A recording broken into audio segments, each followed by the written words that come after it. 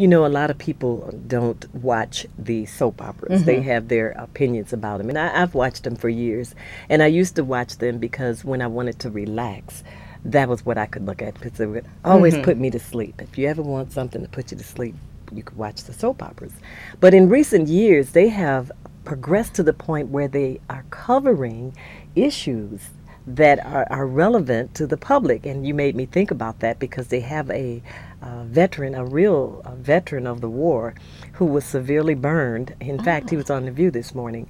And the storyline is about his burns and how his fiancée was also a soldier, and how he pretended to be dead because he couldn't deal with his disfigurement. And also in the same storyline is a story about two lesbian females, two women who are they're engaged, and it's all relevant to what's happening in our society. Yeah. And I must say that so far, when I've watched stories like that, abortion and other things, that they have been treated tastefully. I will say that, because I'm always critiquing.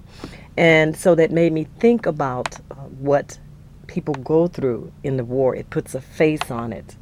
So what did you notice while you were there? I mean, what about the stress? Did you see any of that being a nurse? I think the stress I saw was actually when I went to Brooke Army Medical Center, and this was I guess about 6 months ago, last May. And originally I had gone there to interview nurses at the burn unit. It's the one place in the country where soldiers who have been severely burned are sent for treatment, and some of their burns are just horrific. Oh, you should have seen this guy this morning. Yeah, and they were so protective of the nurses on that burn unit that we actually, unfortunately, couldn't get in to talk to any of the nurses. Oh, okay. Because the stress is so high on that unit. But I also did go over to the Intrepid, which is the newest advanced rehab unit for soldiers who have lost limbs. And that was really striking, because you see these soldiers and they're not in the combat zone anymore, they're back home. And there were soldiers missing a leg and an arm, 2 legs and an arm. And is that what you reported on? Yes. When you came back? And then I did do wrote a an story article. on, yes. And it was about the missing limbs, the stress, or a combination of... Yeah, and what these soldiers have to go through, most of whom are in their 20s and 30s and have girlfriends and wives, and it really just is a whole change for their putting existence. a human face on war, putting it out there that these are real people, humans, next door neighbors, friends, relatives, grandmas, even, as you said, that are going through all this stress and trauma. Yeah, and I talked with one soldier who was a bilateral amputee, and his mother was a nurse from Philadelphia, and she basically had to leave her job to take care of him for the last year and a half. And he was preparing, he had been at Brooke Army Medical Center for a year and a half, and was preparing eventually to leave. Okay. And then you also went to Guantanamo Bay. Went to Guantanamo Bay, yes. And that's in the news in terms of wanting to, I believe our president-elect has said some things about getting rid of or phasing out Right, that he Guantanamo wants Bay. to close it, right. So you made that trip also and wrote about that.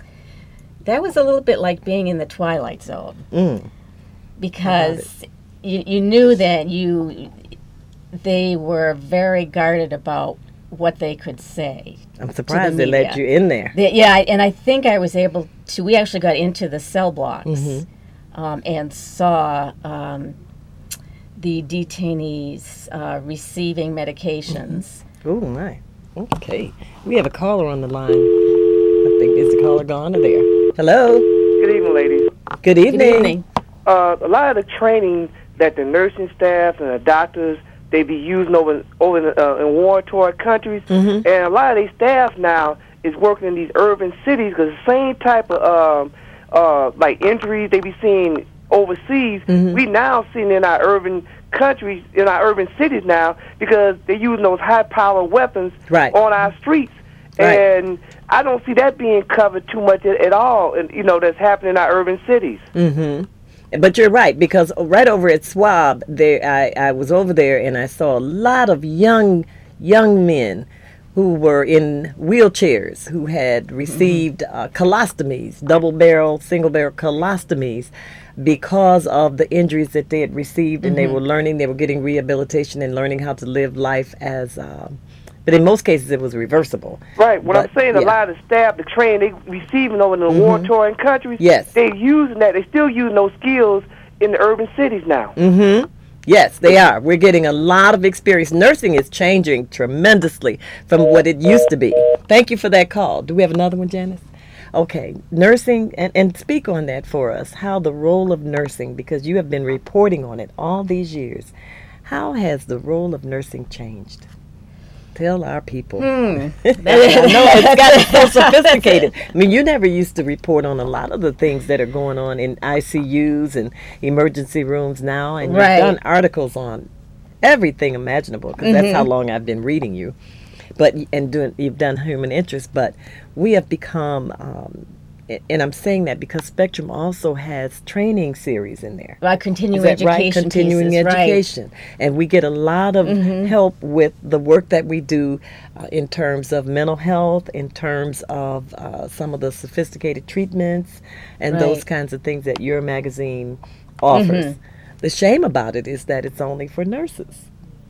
One of these days. You mean the magazine itself? Magazine, yes. Yes, it's only for nurses. I appreciate that, but I think that in terms of public awareness and knowledge of nursing, we're missing the boat because the public does not really understand nursing and what we have to do. So the Spectrum magazine does a lot to bring it home to us. And I think the message is slowly getting out. We are seeing more and more stories about nurses in the sort of the lay press. So I think it's improving slowly, but I think the physicians do still occupy the most interest in the public's eye. Yes. But we have a story coming out, our first issue of the new year, talking about how the media image of nurses is very slowly improving. Yes, little by little. Little by little. Because they still, when you try and do teaching, they're so bored. Teaching about health is just so boring to people. It's not exciting. It's not juicy. It's not, all of those things. But it's fascinating. Or it should be. And I think a lot of people still think that nursing is doing those kind of basic skills, wiping such the forehead, wiping the forehead, taking and emptying the bedpan. Beds in the bedpan. Yes. Although I think, like we said before, it is slowly changing. But then shows like House or Scrubs don't necessarily help. No, they don't, because I have watched them, and I've seen on some shows where they put the wrong perception out there in terms of what a nurse does. And one day they did a code, and I thought I'd come off the bed because it was just so badly. Yes, they were doing CPR with the person sitting up in the bed. Sitting up in the bed. I'm serious. I was like, I know they're going to let the bed down. They're doing CPR. Yeah. The person was up. The head of the bed was elevated. And I was so upset. I don't know who's advising them.